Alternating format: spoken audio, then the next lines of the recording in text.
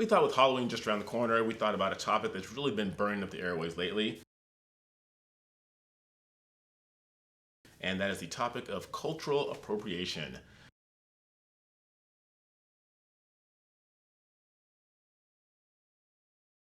I'm Cedric. And I'm Brian, and this is Cedric and Brian. Cultural appropriation. It is one culture adopting the customs, practices, and ideas from another culture.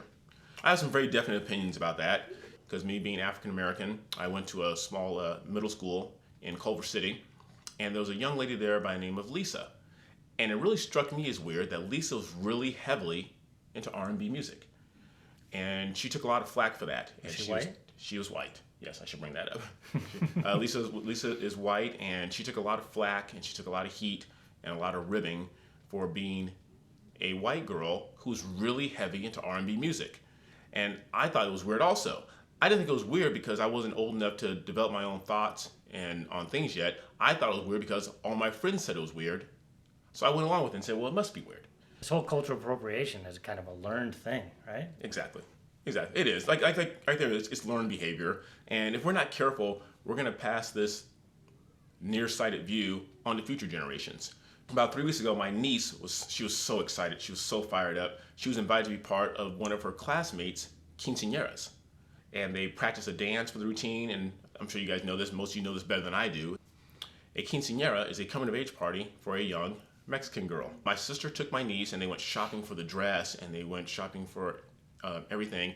And it was a very cool learning experience for my niece. And I think we should expose each other to different cultures as long as we're respectful. I'm not talking about putting on blackface and going out there and things like that. That's inappropriate. But the funny thing is you mentioned that. When I was looking into it, I grew up knowing of Al Jolson. Well, Al Jolson was known for going in blackface.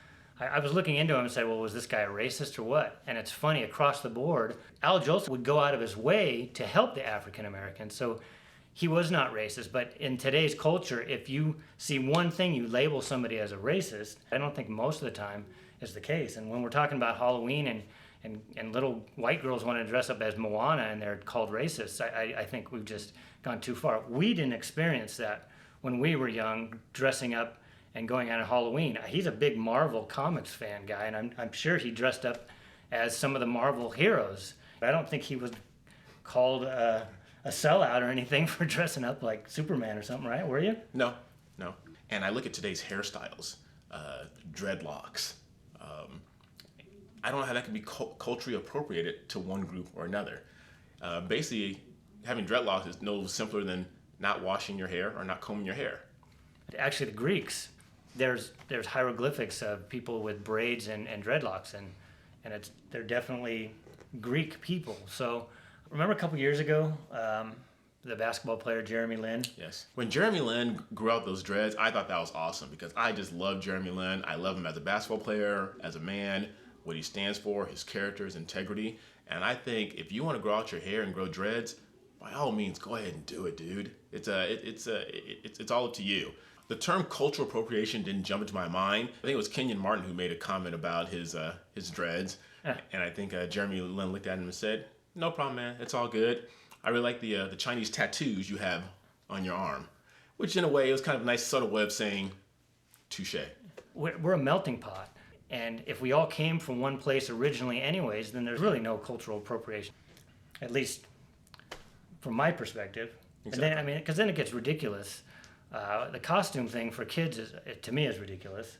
The hoop earrings that you saw in the opening picture, it was funny because when I saw that, I thought when I saw that caption, cultural appropriation, with the model wearing the hoop earrings, I thought they were saying that it was Africans that started that, and so it's culturally appropriating Africans. Well, when I read on, no, it was a Hispanic that was claiming that was her heritage. So now what, are we gonna have a fight over whose culture it was that we're appropriating?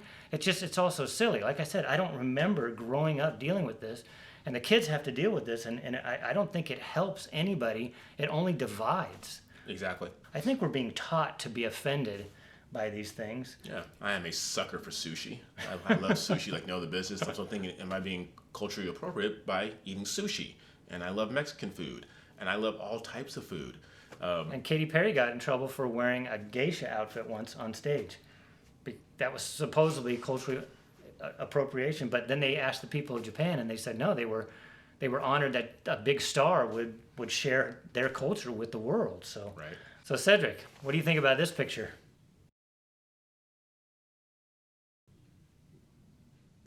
I look pretty good, I think. We visit this brewery here in town in Corona. We love going there, and they have Oktoberfest. And so we all dressed up in the lederhosen, and they had a yodeling contest. I won the yodeling Well, let's be clear. This man's a better singer than I am. I'm just a better entertainer. Translation, fool.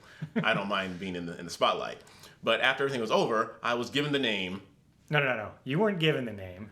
Okay. Oh, my goodness. You gave yourself the name. Okay. When we had to do the applause to see who would win this contest, he introduced himself as... German chocolate. Yes. A predominantly white crowd went crazy. He won the contest. Get it? German, lederhosen. Yes, chocolate. I got it. Okay. I get it. Okay. But I thought it was pretty cool to experience that culture. Now, did I have to dress up to experience it? No. But it added to it. Yeah. It's part of the fun. Yep. Then we both, again at the same brewery, we went to a night called Havana Nights. And we all dressed up in 1950s Cuban attire, whatever Cuban attire is, but is that cultural appropriation? Right. So if you look at this picture, you'll see different cultures here all wearing the green outfits of St. Patrick's Day. That's why I said I don't get this whole cultural appropriation unless you are doing something offensive. And then it's just offensive. It has nothing to do with the culture. You're just being offensive. But dressing like something isn't trying to appropriate that culture. And appropriation means you're taking something away from somebody. You're not taking it away.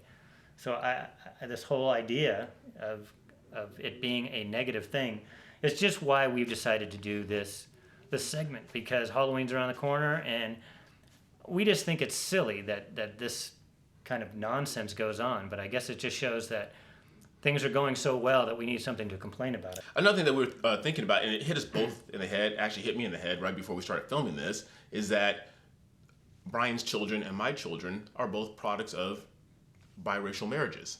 So my children, I started thinking, like, which culture do they culturally appropriate? Which one do they pick?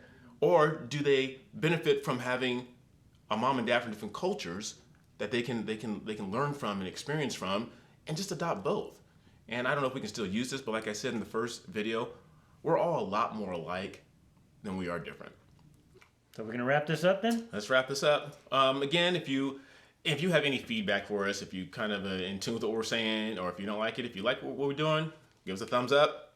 If you're not a big fan of it, give us a thumbs down, but please articulate why you do like us or why you don't like us. And don't forget to subscribe if you haven't already, and ring the bell. I'm Cedric. I'm Brian. And we'll see you next time.